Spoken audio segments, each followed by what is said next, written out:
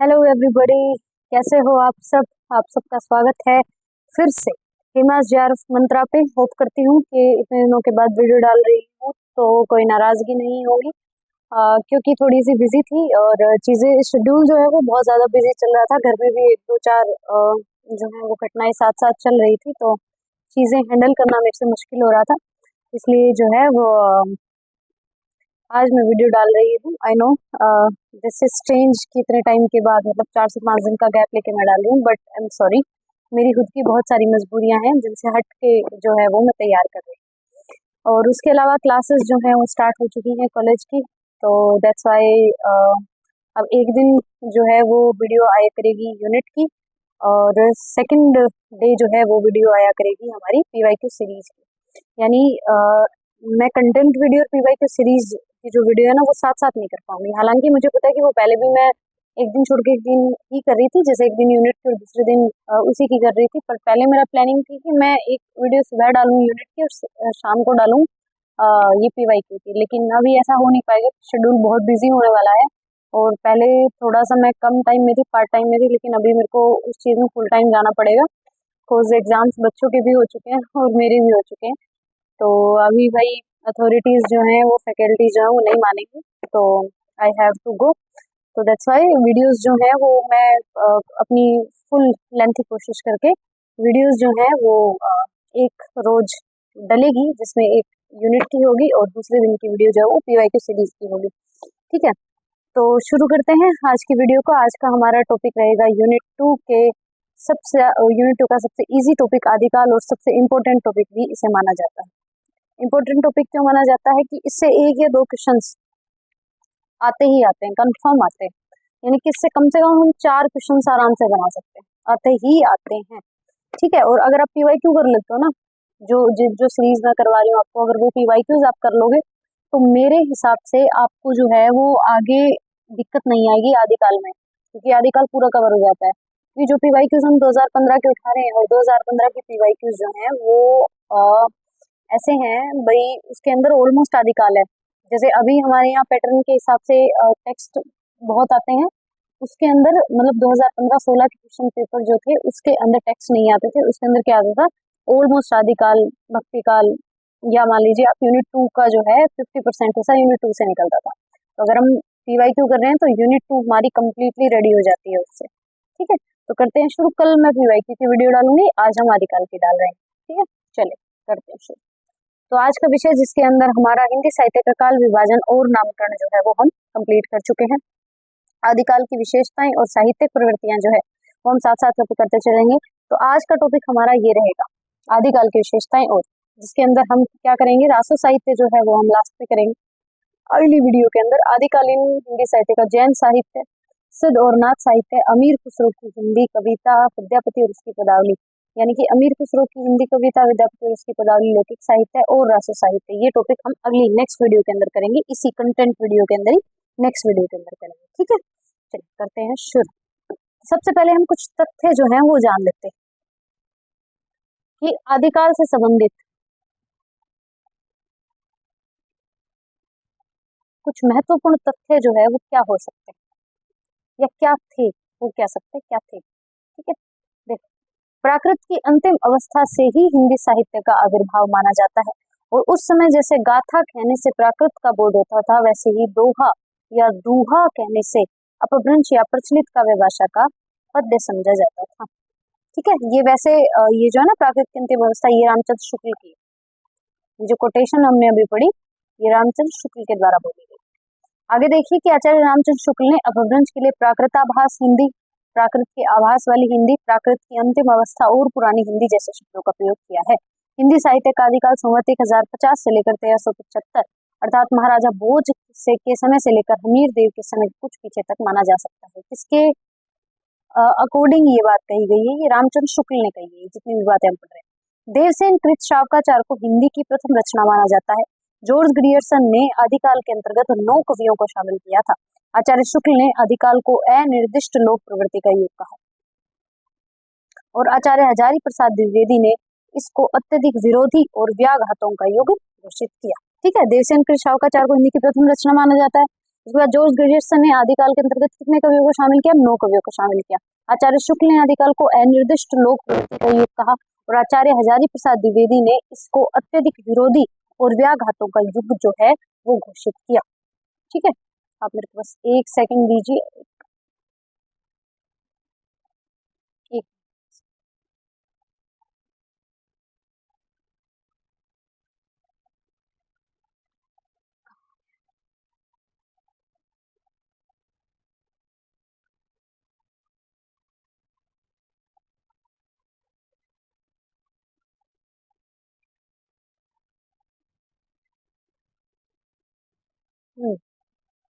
Okay okay okay okay, एक word में confusion थी मेरे को, वो था अनिर्दिष्ट, जो डॉक्टर शुक्ल के द्वारा बोला गया कि अनिर्दिष्ट। अनिर्दिष्ट का मतलब होता है जो एक टाइप से निर्देशित ना है, माफ कीजिए, जो एक टाइप से हमें पता नहीं है उसके बारे में, स्पेसिफिक नहीं है कुछ भी ऐसा।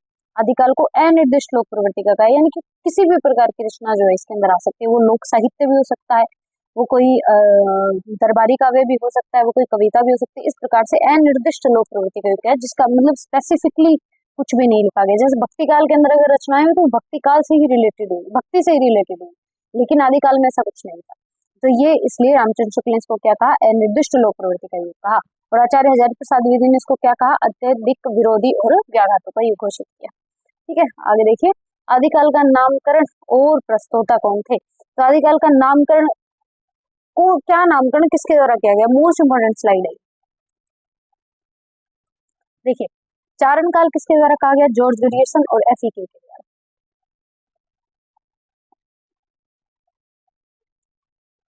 जी फेक, सिंपल। प्रारंभिक काल मिश्र बंधु गणपति चंद्र गुप्त। बीज वपन महावीर प्रसाद द्विवेदी, इसको मैंने ऐसे किया, बी से बी और महावीर से वी। बीज वपन काल महावीर प्रसाद द्विवेदी। वीर गाथा काल रामचंद्र शुक्ल। सिद्ध सामंत काल राहुल साकरेंताइन, सा से सामंत और सा से साकरेंताइन, ऐसे याद किया मैंने। वीर काल विश्वनाथ प्रसाद मिश्र, वीर विश्वनाथ। इसके बाद संधि काल या चारण काल रामकुमार वर्मा के द्वारा संधा भाषा कहा गया था ना, इनके द्वारा एक संधा भाषा नाम का वर्ड यूज किया था, उससे मैंने याद किया संधि काल। इसके बाद देखिए आदिकाल, आदिकाल हजारी प्रसाद द्विवेदी। जय काल रमाशंकर शुक्ल रसाल। आधार काल सुमन राज्य मोहन अवस्थी। अपभ्रंश काल धीरेन्द्र वर्मा बच्चन सिंह, बता दूंगी कैसे याद करना है। उद्भव काल वासुदेव सिंह और संक्रमण काल राम खिलावन पांडे। देखो, चारण काल को आप याद करोगे जीजी फेक से, मैंने तो जीजी फेक ऐसे याद किया था। ठीक है, प्रारंभिक काल मिश्र बंधु, यानी शुरू किससे हुआ? मिश्र बंधुओं से। जैसे इसका गणपति जी का नाम हम सबसे पहले नहीं लेते कोई भी काम शुरू करने से पहले, तो प्रारंभिक से मिश्र बंधु और गणपति चंद्रगुप्त। उसके बाद देखिए बीज वपन, बीज में बी से बी और वी से वीर महावीर प्रसाद द्विवेदी। उसके बाद वीर गाथा काल, वीर गाथा काल ये तो देखो इंपॉर्टेंट है, याद करें, इसकी तो ट्रिक बनाने का मतलब ही नहीं बनता। रामचंद्र शुक्ल। सुवस्थित सामंत काल सा से सामंत और सा से साकरेंताइन। वीर काल जो है वो विश्वनाथ प्रसाद, वीर विश्व वी। ठीक है, संधि काल रामकुमार वर्मा, संधि और चारण काल रामकुमार वर्मा। उसके अलावा आदिकाल हजारी प्रसाद द्विवेदी, हजारी प्रसाद द्विवेदी ने ग्रंथ में लिखा था,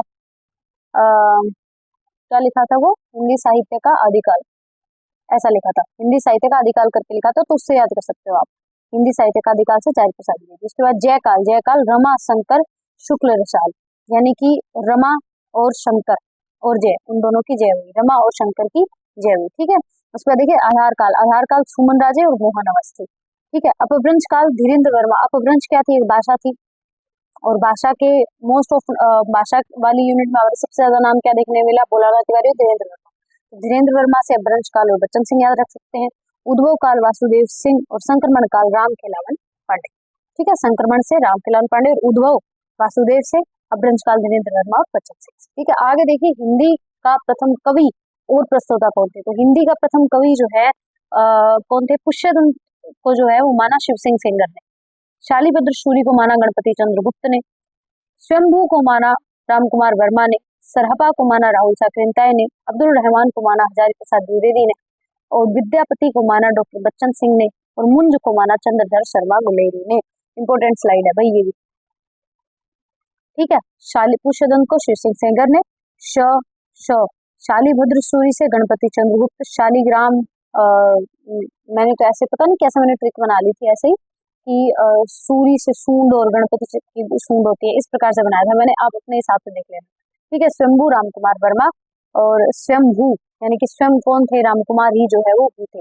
उसके बाद सरापा राहुल साकरिनताइन से और साकरिनताइन से, ठीक है। उसके बाद अब्दुल रहमान हजारी प्रसाद द्विवेदी, यहाँ पे हजारी प्रसाद द्विवेदी प्रॉपर तत्सम नाम है, अब्दुल रहमान प्रॉपर मुस्लिम नाम है, ऐसे याद कर लिया था मैंने कि हिंदू मुस्लिम। उसके बाद विद्यापति, विद्यापति डॉक्टर बच्चन सिंह, विद्यापति डॉक्टर बच्चन सिंह और मुंज से चंद्रधर शर्मा बुले, ठीक है। ये हमारा हो गया पहला। अब हम देखते हैं धार्मिक साहित्य की रचनाएं। धार्मिक साहित्य की रचनाएं क्या क्या रही, तो सबसे पहले हम करेंगे अपभ्रंश रचनाओं की शुरुआत। जोइंदू, जिनको योगेंद्र भी कहा जाता था, इन्होंने दो रचनाएं की, परमात्मा प्रकाश और योगसार। इंपॉर्टेंट स्लाइड है भाई, अगर आप ये याद कर लेते हो आप कहीं मार नहीं खाओगे निकाल के।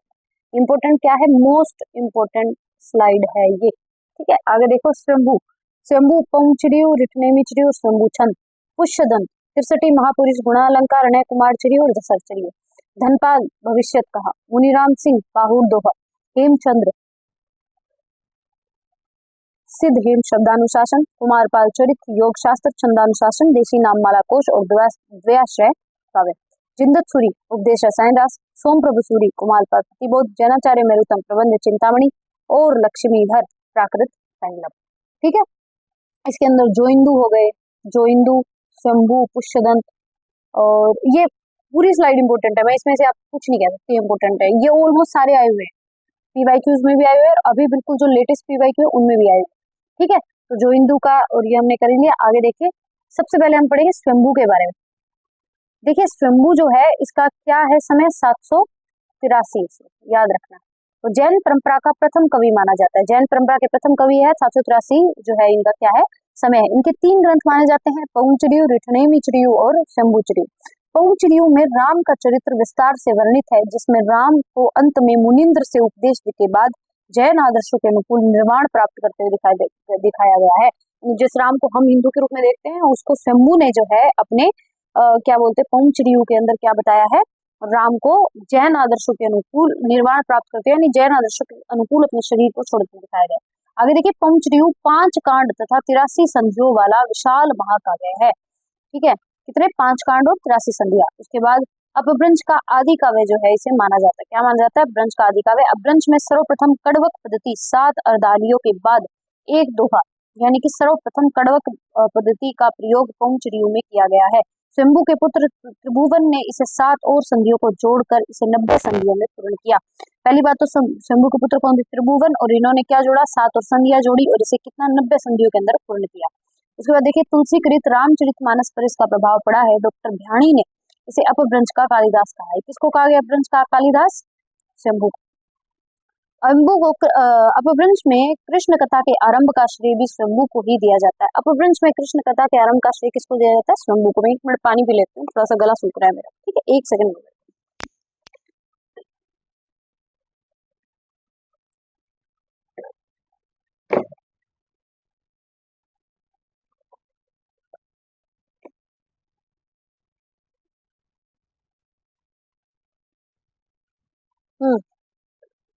आगे देखो, शंभू को अपभ्रंश भाषा का वाल्मीकि तथा व्यास भी कहा जाता है। तो अपभ्रंश का कालिदास, अपभ्रंश का वाल्मीकि और व्यास, ये 3 कहे जाते हैं किसको, शंभू को। इन्होंने अपनी भाषा को देशी भाषा कहा है। शंभू का रामायण हिंदी का सबसे पुराना और सबसे उत्तम काव्य है। शंभू का की रामायण जो है वो क्या है, सबसे उत्तम काव्य माना जाता है राहुल साकरिनतैन के साथ। शंभू हिंदी के सर्वोत्तम कवि है, राहुल साकरिनतैन ने बात कही है। इसके अलावा एक छोटी सी बात, जो हिंदू है इनका समय क्या है, इनका समय जो है वो 6ठी शताब्दी माना जाता है, इनका 7वीं 783, ठीक है, 6ठी शताब्दी माना जाता है। एक काम करती हूँ मैं, इसका पेन जो है वो चेंज कर देती हूँ थोड़ा सा, कौन सा लूं, ग्रीन लेते, 1 सेकेंड।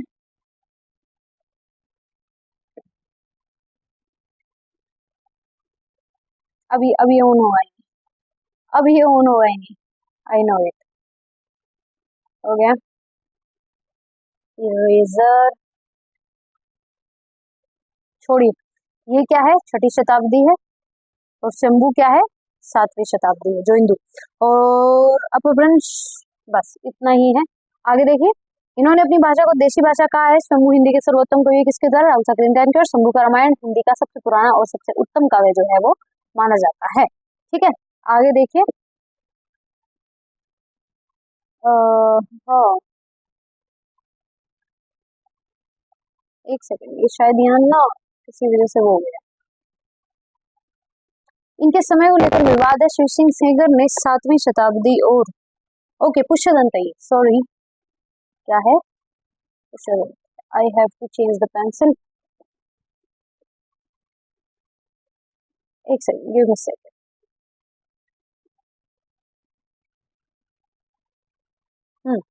तो इनके समय को लेकर विवाद है। शिव सिंह सेंगर ने 7वीं शताब्दी और हजारी प्रसाद द्विवेदी ने 9वीं शताब्दी माना है। सामान्यतः 972 ईस्वी 10वीं शताब्दी इनका समय माना जाता है। यानी पुष्पदंत का समय क्या है, 9वीं शताब्दी है। इनकी 3 रचनाएं मिलती है, त्रिशटी महापुरुष गुणालंकार जिसको महापुराण कहा जाता है, अनय कुमार चरित्र जिसको नाग कुमार चरित्र कहा जाता है, और जसर चरित्र जिसे यशधर चरित्र कहा जाता है। रामचंद्र शुक्ल ने इनके 2 और ग्रंथों का उल्लेख किया, आदि पुराण और उत्तर पुराण, इन दोनों को चौपाइयों में रचित बताया है। उसके बाद देखिए महापुराण में 63 महापुरुषों का जीवन चरित्र है। तीनों चरित्र आख्यान काव्य है, तीनों ही चरित्र है, जिसके अंदर इसके अंदर एक नाग कुमार के बारे में, इसके अंदर 63 महापुरुषों के बारे में, 63 से ही समझ जाओ, फिर से 63 और जसर चरित्र से यशधर चरित्र। जैन साहित्य में चरित्र काव्य प्रचुर मात्रा में लिखे गए। पुष्यदंत के दोनों चरियों के अलावा कनकामर मुनिकृत करकंड चरित्र 11वीं सदी भी प्रसिद्ध है।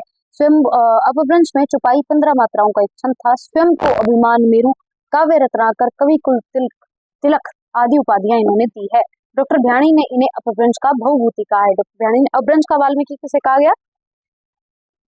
सरापा को, और अपभ्रंश का भवभूति जो है वो किसे, स्वयंभू को, माफ कीजिए, अपभ्रंश का वाल्मीकि जो है, वाल्मीकि और व्यास किसे कहा गया, अब स्वयंभू को, और अपभ्रंश का भवभूति जो है वो किसे कहा गया, पुष्यदंत को। ठीक है, आगे देखिए पुष्यदंत ने साहित्य रचना शुद्ध धार्मिक भाव से की है, किंतु काव्य शास्त्र में किसी प्रकार की कमी नहीं मिलती। डॉक्टर तगारे ने पुष्यदंत की भाषा को मराठी की जननी माना है। शिव सिंह सेंगर ने इन्हें भाका की जड़ कहा है। शिव सिंह सेंगर ने इन्हें क्या कहा है, भाका की जड़, और डॉक्टर तगारे ने पुष्यदंत की भाषा को मराठी की जननी माना है। यानी मराठी की अगर रचना कहीं से होनी शुरुआत हुई तो किसी पुष्यदंत की भाषा से।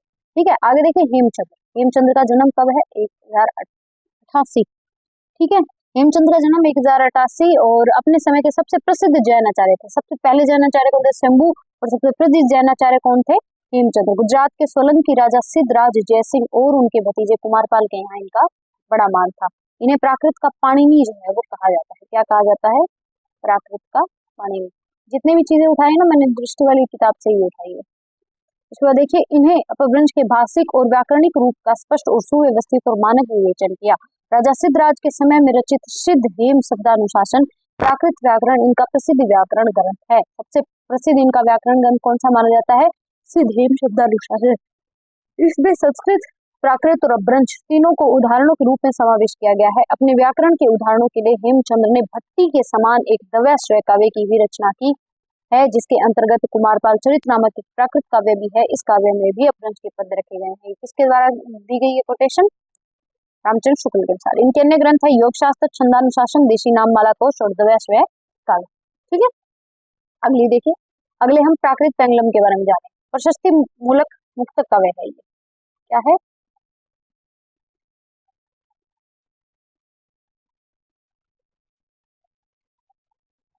प्रशस्ति मूलक मुक्त काव्य। प्राकृत पेंगलम प्राकृत पिंगल सूत्र में विद्याधर, शारंगधर, जज्जल, बब्बर आदि कवियों की रचनाएं मिलती हैं। इसमें प्राकृत और अपभ्रंश के छंदों की विवेचना के रूप में विभिन्न कवियों की रचनाएं छंद संकलित किए गए हैं। इनका संग्रह 14वीं सदी के अंत में लक्ष्मीधर ने किया था। वंशीधर नामक किसी विद्वान ने इसकी टीका लिखी है।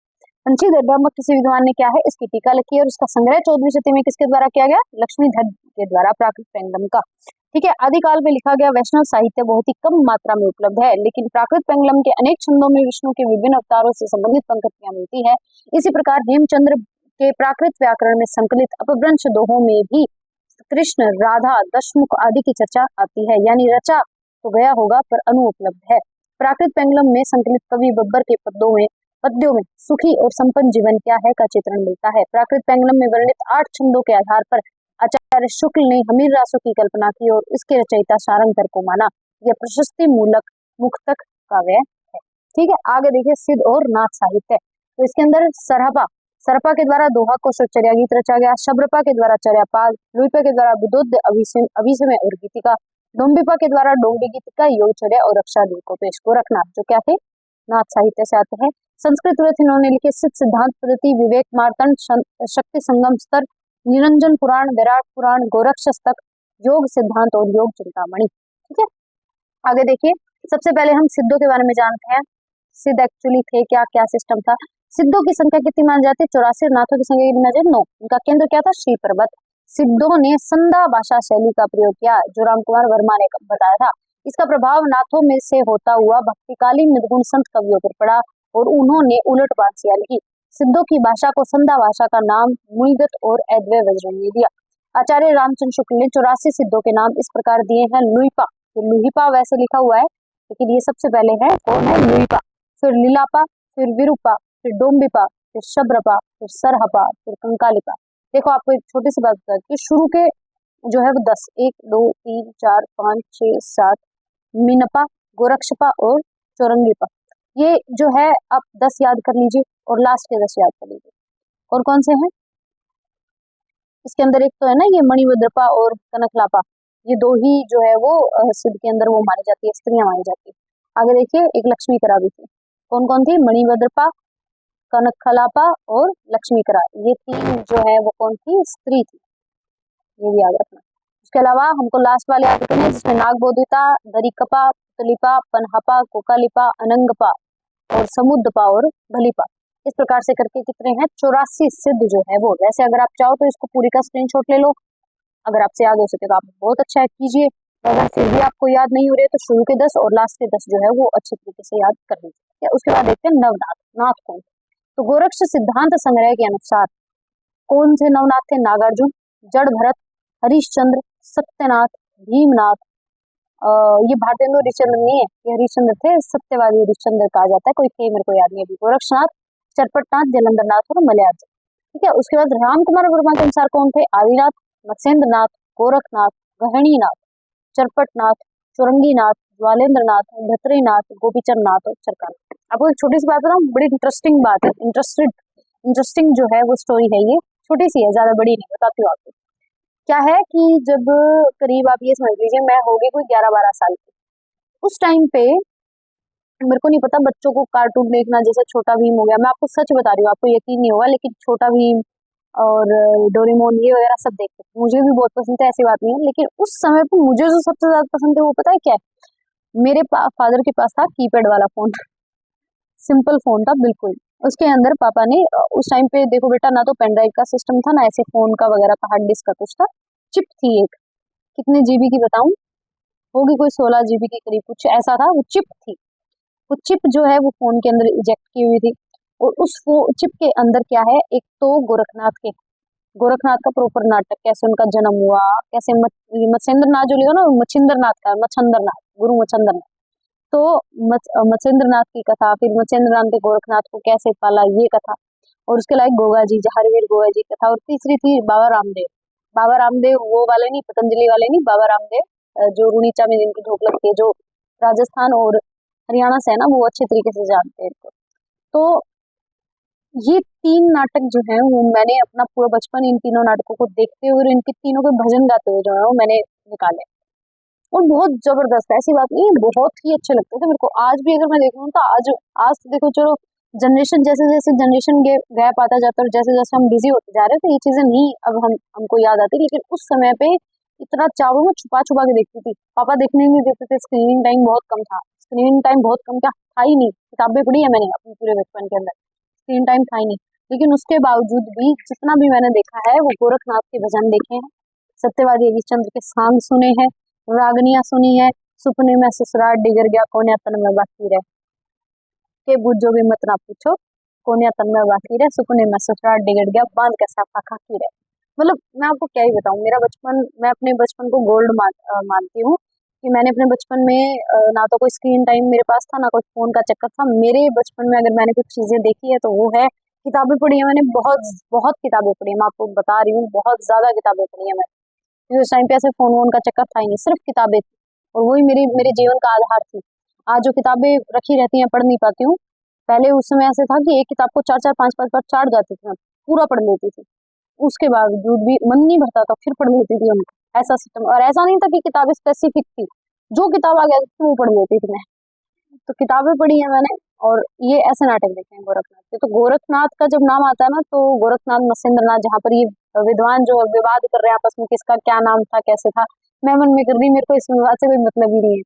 मेन मुद्दा यहाँ पर क्या है, मेन मुद्दा ये है कि गोरखनाथ जो है वो हमारे यहाँ पे गुरु माने जाते हैं और बहुत बड़े ऐसे नाथ माने जाते हैं। उनके चेलों के आपको सच बता रही हूँ, उनके चेलों के मंदिर तक बने हुए हैं हमारे उधर गांव में।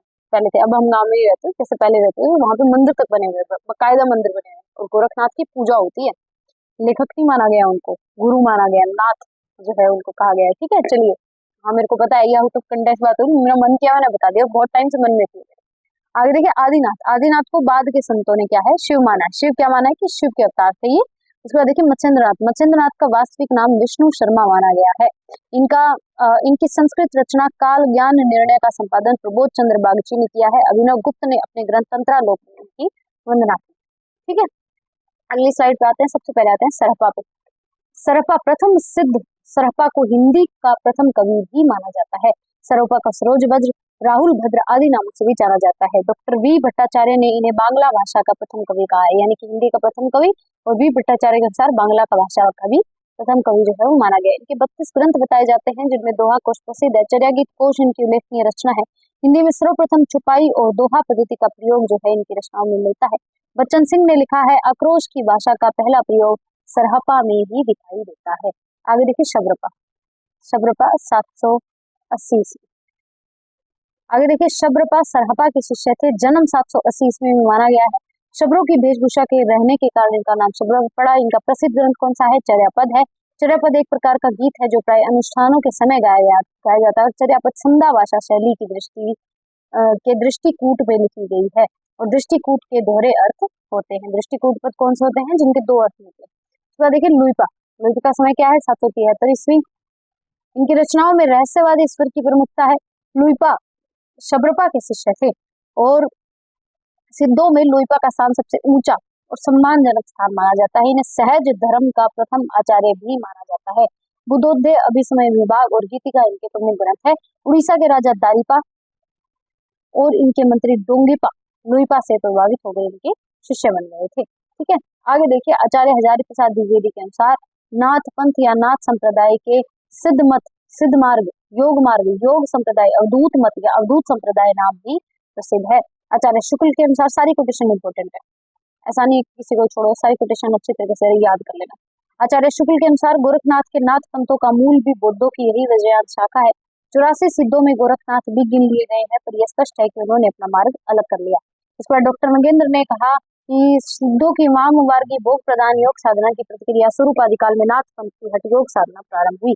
योग साधना के भोग प्रदान योग साधना कैसे कि धीरे धीरे सिद्धों ने ये कहना शुरू कर दिया था कि बिना स्त्री के जो है, बिना स्त्री संगम के निर्वाण प्राप्ति नहीं होगी। ऐसी ऐसी चीजें जब चली ना, तब डॉक्टर नगेंद्र ने कहा कि तब गोरखनाथ ने जो है वो अपना रास्ता अलग कर लिया था। आगे देखिए राहुल ठाकरे। राहुल ठाकरे के अनुसार नाथ पथ सिंधु की परंपरा का विकसित रूप है।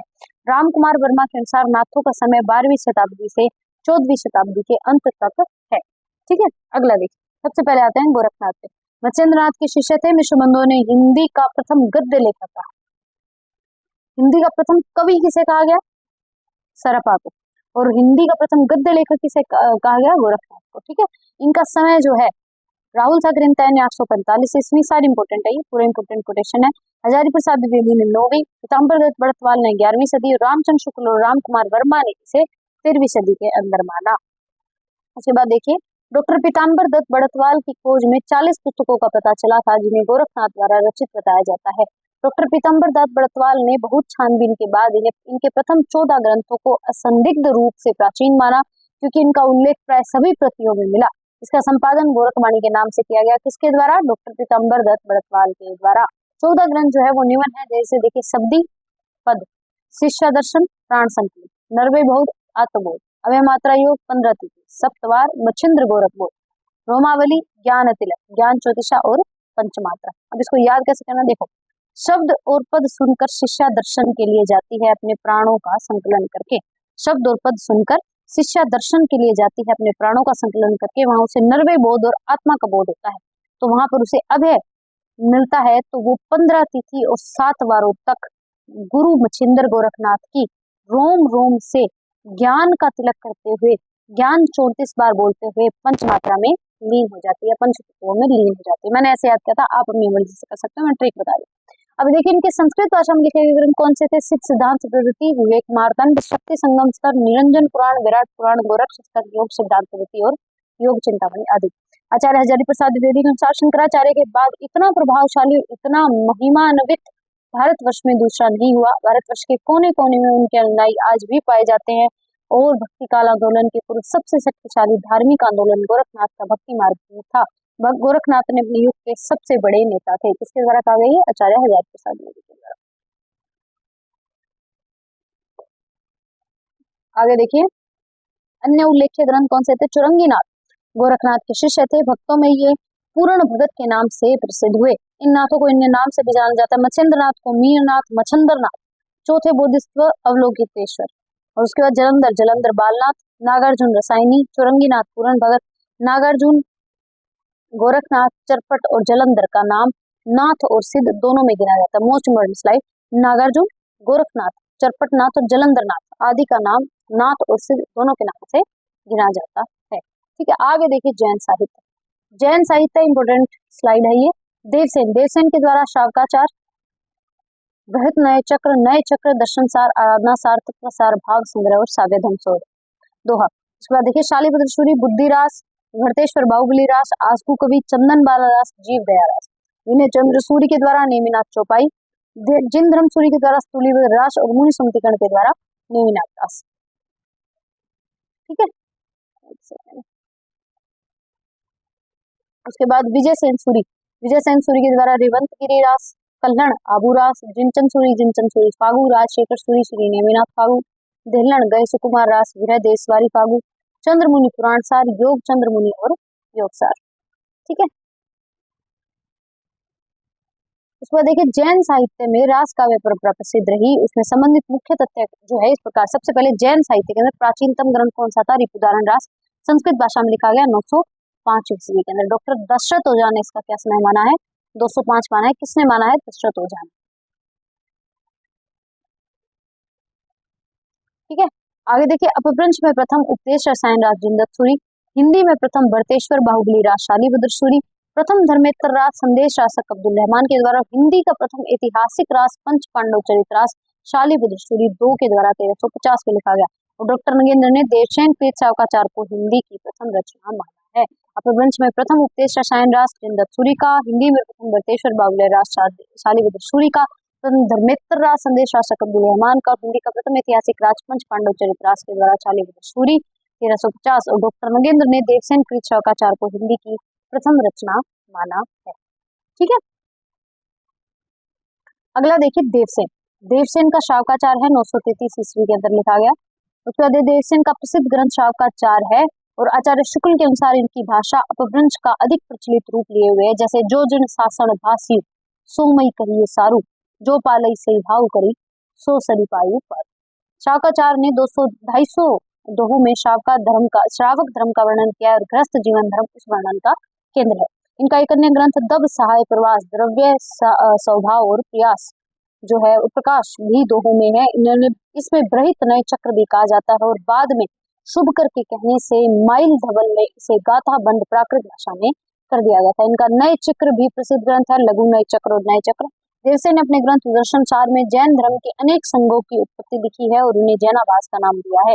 देवसेन के अन्य ग्रंथ है आराधना सार, तत्व सार, भाव संग्रह, सावेदम सोहा। ठीक है, आगे देखिए शालिभद्र सूरी। शालिभद्र सूरी के बुद्धिरास का संग्रह इनके शिष्य शिवी ने किया था और बुद्धिरास एक प्रेम काव्य है। शालिभद्र सूरी का प्रसिद्ध ग्रंथ भरतेश्वर बाहुबली रास है जो 1184 के अंदर लिखा गया। आगे देखिए 205 छंदों में रचित खंड काव्य है। अयोध्या के राजा भरत और तक्षशिला के राजा बाहुबली को लेकर शालिभद्र सूरी द्वारा चरित काव्य की रचना की गई। इसका संपादन मुनि जिन विजय के द्वारा किया गया है। ठीक है, अरे ये शायद कोई गलती से मिस्टेकन लिया गई है। उसके बाद देखिए विजय सेन सूरी। विजय सेन सूरी का प्रसिद्ध ग्रंथ रेवंतगिरी रास 1231 माना गया है। इन्होंने जैन तीर्थ रेवंतगिरी और तीर्थकर नेमिनाथ की प्रतिमा का महत्व वर्णित है। यह महत्व किसका है? जैन तीर्थ रेवंतगिरी और तीर्थंकर नेमिनाथ की प्रतिमा का महत्व वर्णित है। यह महत्व ऐतिहासिक और पौराणिक की तीव्रता और प्राकृतिक सौंदर्य के आधार पर वर्णित किया गया है। रेवंतगिरी रास की तरह ही कवि कल्हण कृत आबू रास जो कब 1232 के अंदर लिखा गया, सॉरी 1232 के अंदर में प्रसिद्ध जैन तीर्थ आबू मंदिर का वर्णन मिलता है। ठीक है, अगला देखिए फागु काव्य। कुछ फागु काव्य भी लिखे गए जिसमें जैन कवियों ने फागु काव्य भी लिखे। फागु बसंत ऋतु, होली आदि के अवसर पर गाया जाने वाला एक मादक गीत होता है। हमारे हरियाणा के अंदर ना इसको फाग भी कहते हैं होली को, तो इसलिए फागु काव्य मैं तो समझ गई वहीं से कि होली का ही। इसके बाद देखिए सर्वाधिक प्राचीन फागु ग्रंथ जिनचंद सूरी द्वारा कृत जिनचंद सूरी फागु 1284 को माना गया है, जिसके अंदर कितने हैं 25 छंद है।